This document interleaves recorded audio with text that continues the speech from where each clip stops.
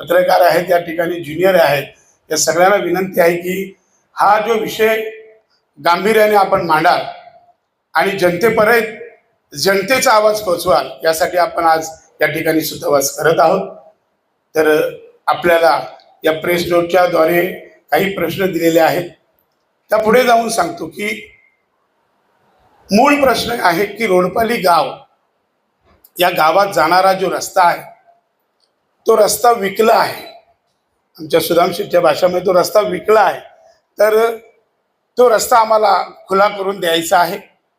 वडिलोपार्जित जेव्हा मनुष्य या धर्तीवर लोक पावला, मनुष्य या धर्तीवर जन्म घेतला, तेव्हापासूनचा रस्ता या बिल्डरांच्या माध्यमातून तो बंद केलेला आहे. एक JCP तोडायला 200 पोलीस बंदोबस्त त्या रोडपालीला दिले होते. म्हणजे ही एक भयान बाब आहे. म्हणजे पोलिसांना पुढे करून जनतेला, स्थानिकांना घाबरवून अशा पद्धतीची ही भूमिका जर हा प्रशासन घेत असेल तर ही मतलब खेदजनक बाब आहे. मला या ठिकाणी सार्वजनिक ठिकाणी डम्पिंग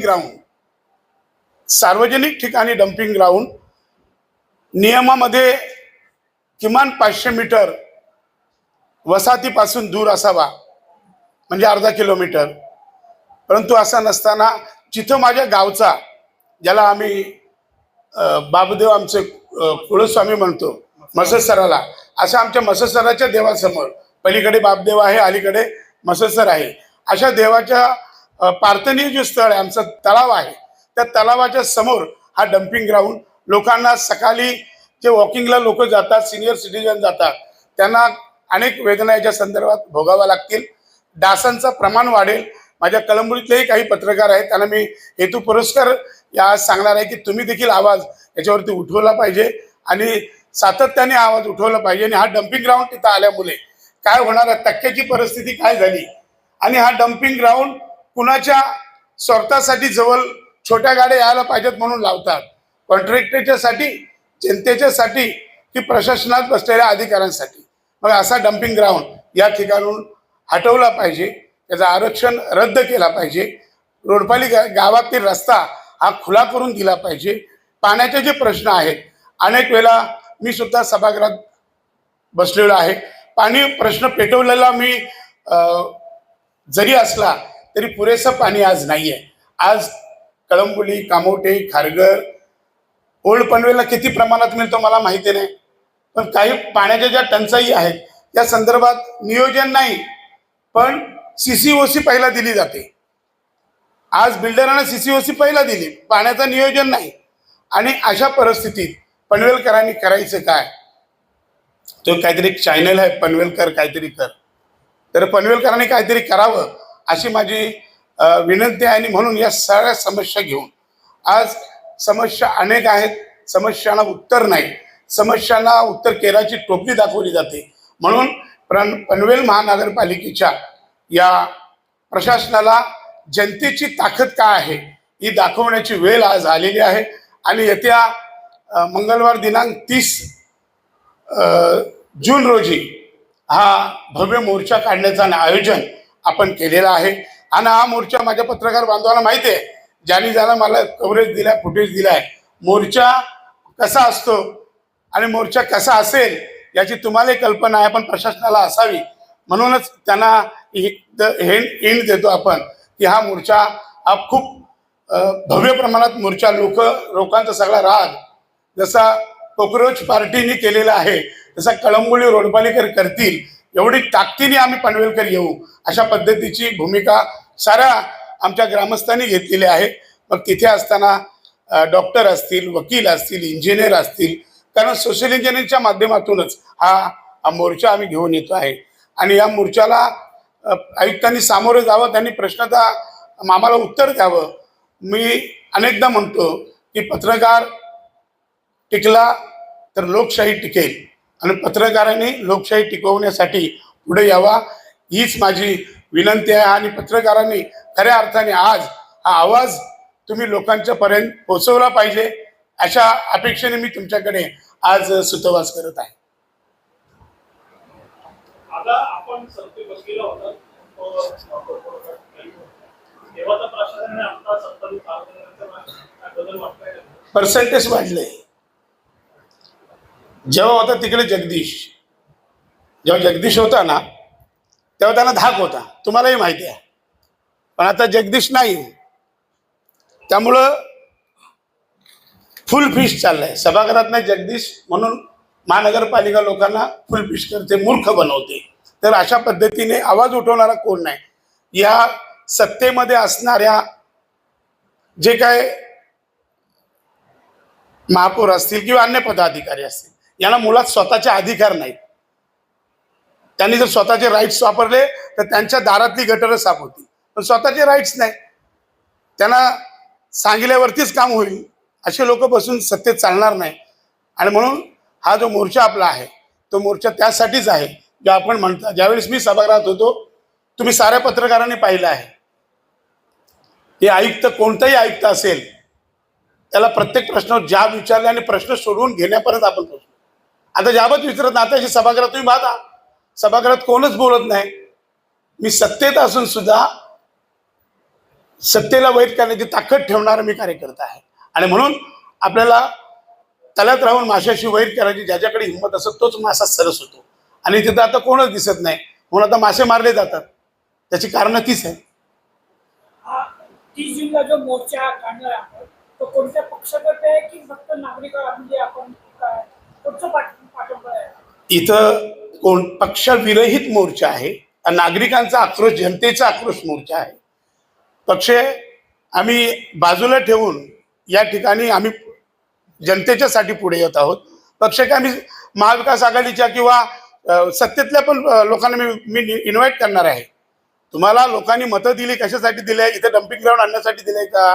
गावचा रस्ता बंद करण्यासाठी दिलाय का? रामशेठ ठाकूर यांच्या चिरंजीवांना लोक मतं कशासाठी देतात? हे आम्हाला निरोगी ठेवायचं का रोगी ठेवायचं? आज योग डे आहे, आज महानगरपालिका योग डे साजर करतो, पण आम्हाला भोग डे, आम्ही भोगायचं काही सगळं.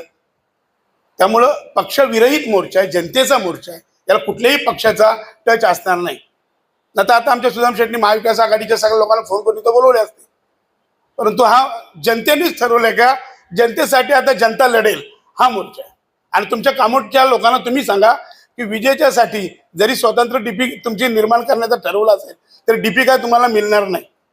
हे पण लिहून घ्या माझ्याकडून, आत्ता पाहिजे तर. नाही मिळणार. तुमची दिशाभूल आहे, द फेक. तुमची दिशाभूल करण्याचं काम आहे.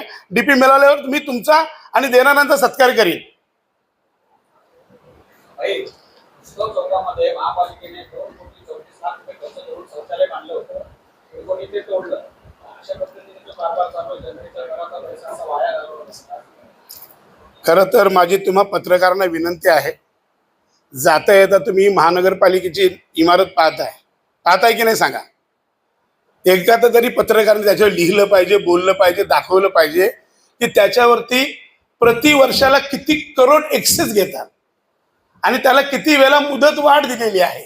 तुम्ही हा प्रश्न घ्या. तो तर प्रश्न सोडा. कोपऱ्या गावाच्या जवळचा सार्वजनिक शौचालय तोडलाय, तिथं हनुमानाची पूर्वीची मूर्ती आहे, त्यावेळी हनुमानाला नाही सोडलाय तर तो उत्सव चौकाला काय सोडतील? कोपऱ्या गावातला आमचा तो राजेंद्र, काय त्याचं नाव नाही, तोडेकर, ही सारी मंडळी सगळी नाराज लोक आहेत ना. तुम्ही देवाला पण सोडत. आता आमचा देव आहे, आमच्या देवाच्या समोर तुम्ही डम्पिंग ग्राउंड आणता ना, आणि देवाच्या नावाने सत्ता घेता आणि देवाला पण सोडत नाही. ही परिस्थिती निर्माण झालेली आहे. कुठलाही पक्ष कुठलाही संघटना मोर्चा काढते त्यावेळेस प्रशासकीय अधिकारी किंवा महानगरपालिका तात्पुरत्या विभागामध्ये प्रश्न सोडवते, पुन्हा प्रश्न ते या मोर्चात निकाली लेखी पत्र घेतो मी. जुने जाणते जे इथं पत्रकार बसल्यात ते सांगतील, लेखी पत्र घेऊन निष्कर्ष करणार कामात, त्याच वेळेला हा मोर्चा हटेल. ती लोक मोर्चा आणतात, 200-300 लोक, पोलीस घाबरवतात. माझा हजारोच्या संख्येने मोर्चा असतो, कारण पोलिसाची लाठी कधी चालते, कमी लोक असली का लाठी चालतो. मी नेहमी कार्यकर्त्यांना सांगत असतो, पत्रकारांना माहिती आहे, कमी लोक असली का पोलिसांची लाठी चालते आणि जास्त तुमच्याकडे लोक असल्या का भेटी, लाठीच्या ऐवजी भेटी, मग त्याचं सोल्युशन. त्यामुळं जनआक्रोशचा मोर्चा हा पनवेलमध्ये माझ्या दृष्टिकोनातून ग्रामस्थांच्या वतीने पहिल्यांदा होतोय. पक्षाच्या वतीने अनेक मोर्चे झाल्यात, पण ग्रामस्थ लोकल पीपलांच्या वतीने हा पहिल्यांदा होतो. याच्यामध्ये सक्रिय सहभाग साऱ्या वसाहतींचा असणार आहे, साऱ्या ग्रामस्थांचा असणार आहे. आता आम्ही सगळ्या महानगरपालिकेच्या क्षेत्रामध्ये जेवढी गावं आहेत तेवढ्या गावात माझ्या श्रीराम भजन प्रसादिक मंडळ रोडपाली आहे, त्याची पूर्ण टीम गावोगाव याचा इन्व्हिटेशन करणार आहे. आणि आम्ही अशा पद्धतीने प्रत्येकाला विनंती करणार, आज आमच्याकडे होतोय, उद्या तुमचाही रस्ता बंद होणार आहे. तर त्यासाठी तुम्ही आम्हाला सहकार्य करा, आम्ही तुम्हाला करू. Give and take. जनतेला रस्ता मोकळा करून देण्याची जबाबदारी प्रशासनाची असते आणि जर पूर्ववत रस्ता होता तर तो बंद करण्यापाठीमागचा काय हेतू, कुणाचा उद्देश आणि त्याचा लाभ करणार काय?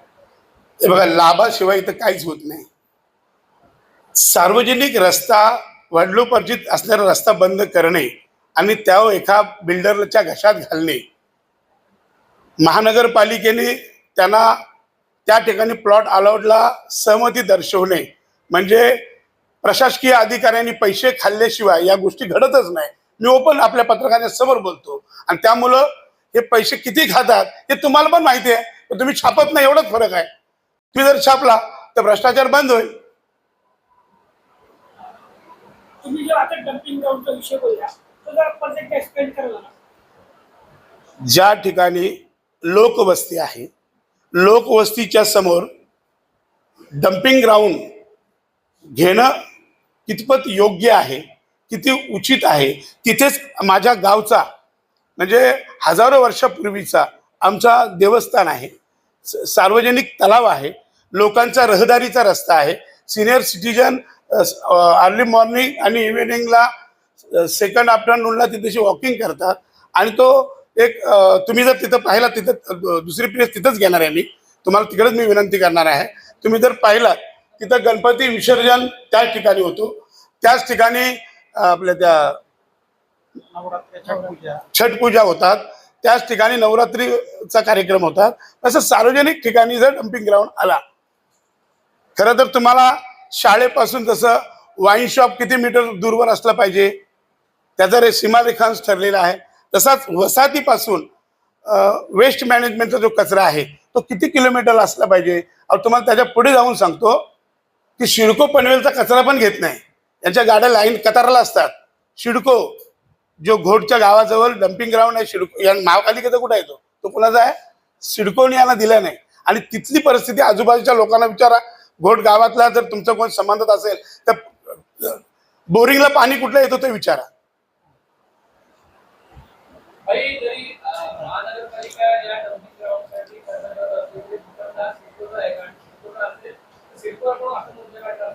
सिडकोने अलाउड केलेला आहे महानगरपालिकेला. महानगरपालिकेने त्या ठिकाणी गार्डन डिक्लेअर करावं, तो सार्वजनिक वापरण्यात उत्तम राहील.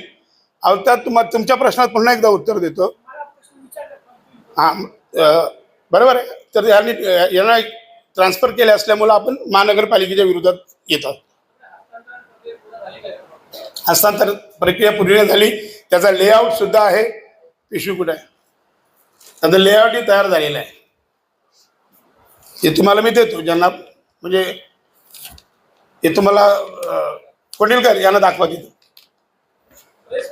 हा प्रेस कॉन्फरन्स झाल्यावर बघा, सांगतो देतो. तुम्हाला भूखंड क्रमांक, जागा, लेआउट सगळा A to Z किती स्क्वेअर फूट आहे ते सुद्धा देतो.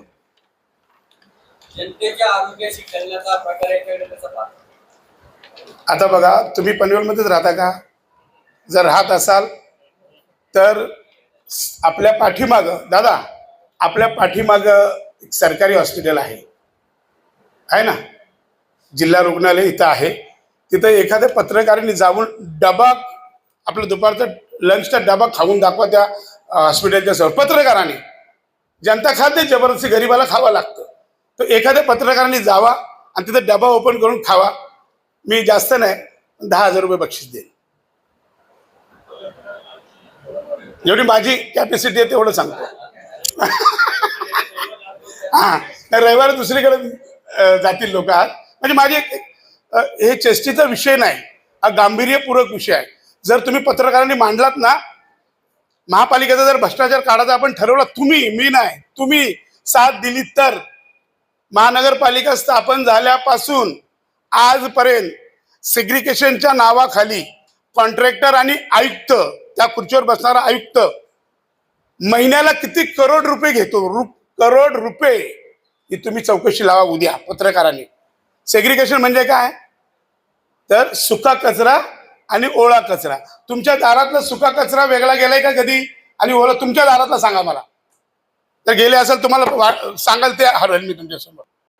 तुमच्या पत्रकारांनी सांगा माझ्या दारातला ओला कचरा वेगळा गेलाय आणि सुका कचरा वेगळा गेलाय. परंतु त्याचे पैसे बजेटच्या 32% पैसे हा बाहेरचा कॉन्ट्रॅक्टर खातो आपल्या पदाधिकाऱ्यांना हाताशी घेऊन. मग तुम्ही सांगा पदाधिकारी कोण? तर ज्याच्याकडे तो डिपार्टमेंट आहे तो पदाधिकारी, आणि अधिकारी कोण? तर ज्याच्यावरती तो HOD आहे तो अधिकारी. माझ्याकडे डिपार्टमेंटच नव्हता, पण मी महापौर होते, लक्षात घ्या. महापौराकडे जेवढे डिपार्टमेंट होते तेवढ्याचं काम मी चोख केलेलं आहे आणि तुमच्या समोर केलेलं आहे. एकही तक्रार माझी पत्नी जिल्हा परिषदला अध्यक्ष असताना एखाद्या शिक्षकाच्या बदलीची आली का, किंवा एखाद्या मी 850 ग्रामपंचायतीमधून एखाद्या गावाची तक्रार आली का? नाही. मी उपमहापौर असताना एक तरी तक्रार आली का? म्हणजे ह्या अधिकारी, या विभागाचा अधिकारी पैसे घेतो किंवा यो पदाधिकारी पैसे घेतो. माझी बहीण शिक्षण सभापती होती, एक तरी तक्रार आली का? जर पनवेल महानगरपालिकेच्या जनतेतून एखादी तक्रार आली असेल तर सांगा. आणि आता तक्रारींचं ढीग आहे ना तुमच्या कामोड्यात, आहे की नाही सांगा. म्हणजे it is a real fact, की वास्तव मांडणं पाहिजे. पत्रकार सुद्धा हा व्यक्तीच आहे ना, पण पेशाने पत्रकारांनी सुद्धा ही बाब उचलणं बंधनकारक आहे. आणि काय गप बसून चालणार नाही. पत्रकारांनो, आज जो जनतेला त्रास आहे, आम्हाला त्रास आहे, तुमचा तो भाई तुमचा त्रास आहे. म्हणून एक तरी पत्रकारांनी सांगायला सेग्रिगेशन होतं, आणि याचा आयुक्तांना जाऊन आपण सवाल विचारा. आयुक्तांनी याचं उत्तर देतात का बघा. घरोघरी प्लेट्स लावलेले, तो एक मोठा कॉन्ट्रॅक्ट होता. त्याच्या अजून अंमलबजावणी झाली की नाही तुम्ही बघायला. मी तुम्हाला तेच म्हटलं की तुम्ही जे बालद्या, डबे, ज्याला काय म्हणाल ते, एक पात्र तुम्हाला दिलं, तो कचरा कुठे जातो आपला? परत एकच टँकमध्ये जातो. डबे वेगळे गेले का त्याच्यासाठी वेगळी गाडी असती. सुका कचऱ्यासाठी गाडीचे पैसे घेतले जातात. दादा, you are most senior press leader, it's my humble request की तुम्ही याला वाचा फोडा पत्रकारांनी. ते डबे कुठे गेले? तो डबा द्यायला पुन्हा तिथेशी वेगळी गाडी आली का? तुम्ही अजिबात बोलतच नाही त्याच्यावर. आणि तुम्ही बोलत नाही, आम्ही किती ओरडलो तरी आमचा आवाज दाबण्याचा प्रयत्न करेल, पण तुमचा आवाज कोणी दाबू शकत नाही. पण माझी तुम्हाला हात जोडून विनंती आहे की तुम्ही याच्यावर आवाज उठवला पाहिजे. तुम्ही इथे असणाऱ्या प्रशासकीय अधिकाऱ्याला, तुम्ही राजकारणाला बोलूच नका, तुम्ही आमदारांना, खासदारांना, नगरसेवकांना बोलूच नका. प्रशासनाला तर जाब विचारणार आपण आहोत ना, आणि प्रशासनाच्या विरोधातील लढाई आहे. जेव्हा मी त्यांना मोरल सपोर्ट करतो त्याच वेळेस माझे अधिकारी माझ्या मनमानीप्रमाणे काम करतात ना.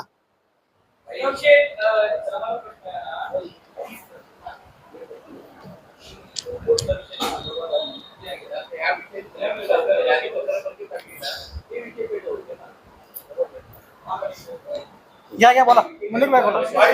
पनवेल महानगरपालिका क्षेत्रामध्ये रस्त्याचे जे काम आहे मोठ्या प्रमाणात वाढलेलं आहे. आता मग बोलू द्या. आणि महानगरपालिकेचा जो पाईपलाईन आहे,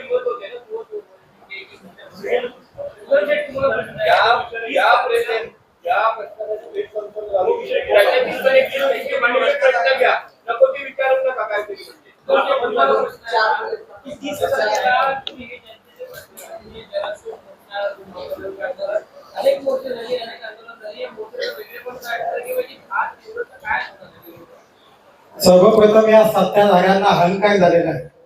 आपण देशाच्या राजकारणात बघितलं किंवा राज्याच्या राजकारणात 2 दिवसापूर्वी आपण सोशल मीडियावर टक्केवारीचा त्यांनी आपल्याला चार्टर बनवून दिला. तसं हॉटेलमध्ये गेलं का बिर्याणी किती, चिकन तंदुरी कशी, तसे टक्केवारी कशा दाब आहेत. म्हणजे त्यांचा आकाश ज्या पद्धतीनं चोऱ्या करतो त्याच्यामुळे खालचे सत्ताधारी त्याला काय अपवाद नसणार आहे. म्हणजे पूर्वीपासूनच यांनी सत्तेतून पैसा आणि पैशातून सत्ता, त्याच्यामुळं त्या अधिकाऱ्यांना काय वाटतं का आम्ही या सत्ताधाऱ्यांच्या विरोधात वागलो तर आमची खुर्ची जाईल.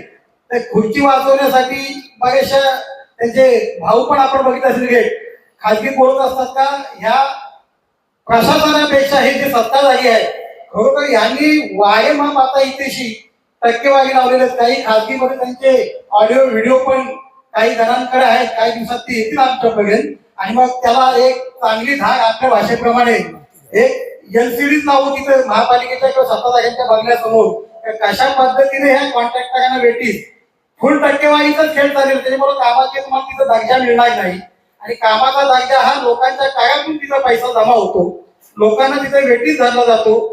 2021चा सर्वोच्च न्यायालयाचा आदेश आहे का आपण जबरदस्ती कोणाकडनं मालमत्ता काही वसूल करू शकत नाही, परंतु सत्तेमध्ये बसलेल्या लोकांना एवढा अहंकार झालाय का तुम्ही कितीही कोणते काळा आम्ही तुमच्या घरांना टाळ्या लावू पण तुमचा मालमत्ता काही घेऊ, परंतु बाजूच्या महापालिकेमध्ये असणारे टॅक्सेस आणि आपले भाग तापावते.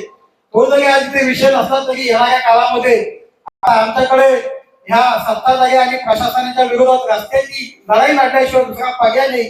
कारण लोक पण एक वेळ झोपलेल्याला उठवता येतं पण त्यांनी झोपेचं सोन घेतलेलं आहे.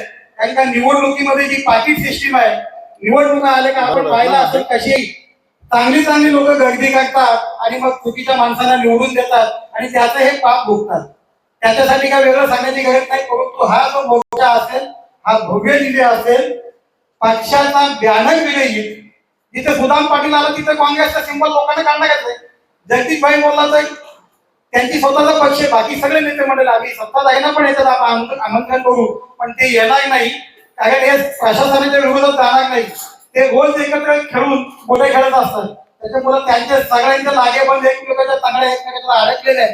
परंतु हा जो 30 तारखेला मोर्चा आहे आणि लकीली अधिवेशन पण असल्यामुळे प्रशासनाला आणि शासनाला याची दखल घ्यावी लागेल आणि ह्या मोर्चामध्ये काही लेखी ठोस यांनी आम्हाला जर उत्तर किंवा त्या कामाची अंमलबजावणी केली नाही तर तिथे दिवसभर तरी बसावं लागलं तरी आम्ही ठिय्या आंदोलन करू आणि येणाऱ्या काळामध्ये सत्ताधाऱ्यांच्या मनामध्ये भीती राहिली पाहिजे. ज्या पद्धतीनं कॉंग्रेस सारखं कोणीतरी येतो आणि यांच्या मनामध्ये धडकी असते, त्याच धडकीवर एक वडपाली ग्रामस्थांनी हे पाऊल उचललेलं आहे. जगदीशभाई असतील, सगळे आमचे सहकारी असतील, यांनी प्रत्येकाने ज्या पद्धतीनं टार्गेट ठेवलेलं आहे आणि तो कळंबोलीचा पहिला मोर्चा हा भव्य दिव्य असेल. आम्ही कळंबोलीवर थांबणार नाही. जिथे जिथे अन्याय असेल, जिथे जिथे सत्ताधारी प्रशासनाने आगेगावी करून शासनाचा जो किंवा नागरिकांचा जो पैसा आहे त्याचा त्यांनी दुरुपयोग चालू केलेला आहे आणि तो थांबवण्यासाठी नक्कीच या प्रशासनाला आणि सत्ताधाऱ्यांना आम्ही तिथे थांबू एवढा विश्वास व्यक्त करतो. आपण महिलांचं प्रतिनिधित्व करताय, आपण महिलांच्या अनेक 30 जूनच्या हा महामोर्चाचं स्वरूप कसं असेल, कुठपर्यंत असेल आणि महिलांच्या या आक्रोशाच्या माध्यमातून कुठल्या विषयांना आपण वाचू. सर्वप्रथम तर मला हे सांगायचं आहे की आता उद्भवणारा जो प्रश्न आहे महिलांसाठी पाण्याचा प्रश्न खूप मोठा आहे. तर पाण्यासाठी जे महिलांचंच नाही तर माझ्यामध्ये पुरुष वर्ग पण त्याच्यामध्ये तेवढाच सहभागी घेणार आहे जेवढा महिला याच्यामध्ये या मोर्चामध्ये सहभाग घेणार आहे. कारण आताची परिस्थिती बघता कळंबोलीमध्ये जेमतेम 8 ते 10 दिवस झाले पाण्याचा कुठेही म्हणजे पाणीच नाहीये, टँकरने पाणी घेतलं जातो. महिलांचा खूप आक्रोश आहे या मोर्चामध्ये. 30 तारखेच्या मोर्चामध्ये महिलांचा सहभाग पुरुष वर्गांपेक्षा डबलने असेल एवढी गवाही मी आज तिथे देते. किती वाजता मोर्चा निघाला, सुरुवात होणार? सकाळी 10चा टायमिंग देतो पण 11 वाजता प्रांत कार्यालय ओल्ड पनवेल, ज्याला आपण ठाणा नाक्याची सुरुवात म्हणतो, जिथं कर्नाळा स्पोर्ट आहे तिथं पार्किंगची व्यवस्था आहे. जरी आदरणीय विवेक पाटील आता नसले तरी पार्किंग आम्हाला मात्र तिथे ठेवलेली आहे आणि थोड्या दिवसात ते पण येतील तिथं आपल्यासोबत अशा अन्याय विरुद्ध लढा देण्यासाठी. तर तिथेशी जे प्रांत कार्यालय आहे तिथून सुरुवात होईल आणि थेट महानगरपालिकेच्या कार्यालयावरती हा मोर्चा आपला निघणार आहे. तुमचा काय प्रश्न होता बोला. पनवेलमध्ये जे रस्ते आहेत ते वर्षभरामध्ये तुटले जातात आणि आता सध्याच्या कंडिशनला पनवेल महानगरपालिकेच्या महानगर गॅसच्या माध्यमातून पाईपलाईनचं काम चालू आहे. खड्डे पाईपलाईनचं काम पूर्ण झालेले आहे पण ते खड्डे बुजवले गेले आहेत. आता काही पावसाळा गेलेले आहे, परत ट्रॉफिक आणि खड्ड्याचे प्रश्न निर्माण आहे. आपण एक पत्रकार आहात आणि आपल्यासोबत जे तुमचे जिवलग काही पत्रकार असतील त्यांना घेऊन आता इथं चितले साहेब आहेत तर त्यांच्याकडे जा आणि यावेळेस याचा टेंडर होतोय. त्या टेंडरमध्ये अटच अशी असतं की तुम्हाला जी परवानगी दिली ती खोदण्याचे पैसे म्युन्सिपल कॉर्पोरेशन पहिला ठेकेदाराकडून डिपॉझिट करून घेते जे दुरुस्तीचे, आणि त्यावेळेस खोदण्याची परवानगी दिली जाते. परंतु पनवेल महानगरपालिका ठकांची पालिका म्हटली जाते. ठकांची ठक समजतो शब्द, जुने लोक सांगतील ठकांची नगरपालिका म्हणून संबोधली जाते. तर इथं ठकवेगिरी काम आहे. ते पैसे अधिकारी आणि तिथले स्थानिक नगरसेवक मिळून गिलकृत्य करतात असं म्हटलं जातं. हे उत्तर आहे. एक प्रश्न होता. थांबा यांचा कामोडवाला जाऊ दे, तो मोठा ज्वलंत प्रश्न आहे. त्यामुळे तुमचा प्रश्न बरं बोला. तुम्ही जे आता रोडपाडी एरिया आता खूप हाय रिच एरिया झालाय, मोठ्या मोठ्या टोलवेगांच्या इमारती एरिया, तर हा डम्पिंग ग्राउंड तिथेच आहे का, त्याच्या आसपास आहे का? नाही, डम्पिंग ग्राउंड आमचा प्रार्थनीय स्थळ जिथं आहे तिथे आहे. आणि मोठ्या मोठ्या हब एरिया झालेला आहे तो सेक्टर 21, 17. आम्ही कोणाची सुपारी घेऊन आलो नाही, मला काही कमी नाही, लक्षात घ्या. कारण मला एका बिल्डरचा नाही, तुमचा त्या बिल्डरचं नाव सांगा मला. नाही, इथं क्लिअर झाला पाहिजे ना, दूध का दूध पाणी के पाणी. मला बिल्डरचं नाव सांगा. आता ह्या पत्रकारांना घेऊन लगेच बिल्डरांकडे जाऊ. नाही, बिल्डरचं नाव सांगा. मी माझ्या सोबत माझे ग्रामस्थ आणि माझे आपले सगळे पत्रकार आताच त्या बिल्डरच्या ऑफिसला जाऊ. हा, मंजूर आहे का? कारण इथं कळंबुलीतले पत्रकार आहेत जिथे ते राहतात आणि त्यांच्या शेजारी डम्पिंग ग्राउंड आहे, त्यामुळे त्यांनाही हे उचित नाही. त्यामुळे तुम्ही नाव सांगा. आमचं देवस्थान आणि आमच्या गावचा रस्ता बंद. हा,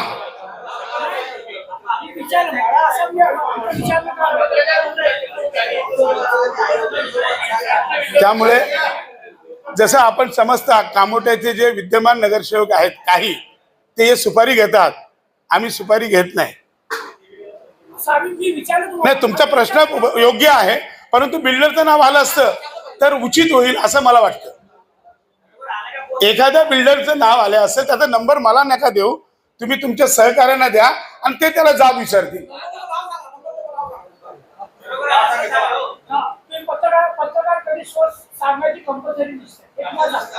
ओके, धन्यवाद. ठीक आहे, नाही, बरोबर आहे. आमचं आपणा साऱ्या पत्रकार कोणी आम्हाला विश्वासाने काय बोलतो, तुम्ही आम्हाला सांगता, कोणी सांगता, जबरदस्ती नाही की आम्ही पोलीस पण आम्हाला विचारू शकत नाही की तुम्ही यांचं नाव सांगा, तुम्हाला सोर्स. धन्यवाद. ते पण तुम्ही आम्हाला सांगितल्याबद्दल चांगली गोष्ट आहे. माझी एवढीच विनंती आहे की हा मोर्चा पनवेलमधला ऐतिहासिक मोर्चा असेल आणि याच्यामध्ये जनता ही आक्रोश करणार आहे दादा, ही तुमच्या नजरेत तुम्हाला पाहायला मिळेल. दादा बोला.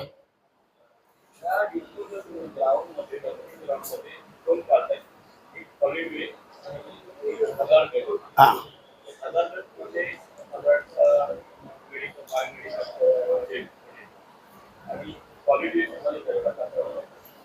माझ्या माहितीप्रमाणे राहुलला तिकडे परमिशन आहे का? दुसरा प्रश्न असा आहे का बॉम्बे सिक्युरिटी ऍक्ट प्रमाणे त्यांचा कचरा इकडे मुंबई हद्दीतला कचरा तो फक्त मान्सूनमुळे त्यांच्या लिगली रिटर्न, आणि इकडचा कचरा म्हणजे बॉम्बे महापालिकेचा हद्दीतला कचरा तो सुद्धा आउट साईडला जाऊन देतो dumping ground. Dumping ground provision आपण असताना केली होती का, आणि केली असेल तर त्याच्यात सॉलिड वेस्ट आणि हजार्ड असा फरक केलेला आहे का? हजार्ड मध्ये बायोमेडिकल मध्ये आता इंजिनिअरिंग सोय असूया, मेडिकल सगळं जातात कुठे कळलं की का? जैविक सांग, दादांचं पूर्ण होतं. आणि जर हे याला डम्पिंग ग्राउंडला ऑफिशियली परवानगी तर मग आपण दुसऱ्या पण अँगलने बघायचं का कचरा कुठेही टाकला जावा, त्याच्यासाठी पर्याय आहेत का? त्याचं पाहिजे ना. कचरा तर होणार जवळजवळ दररोज साधारण 700-800 कचरा होतोय, तो टाकायचा कुठे? आता त्यासाठी त्या संदर्भात आपण मोर्चा काढणं ठीक आहे, तर आपण या संदर्भात काही नोटीस वगैरे दिली का महापालिकेला निवेदन निर्णय तर कसं व्हायचं तयारी करायची आणि ऐकते वेळेला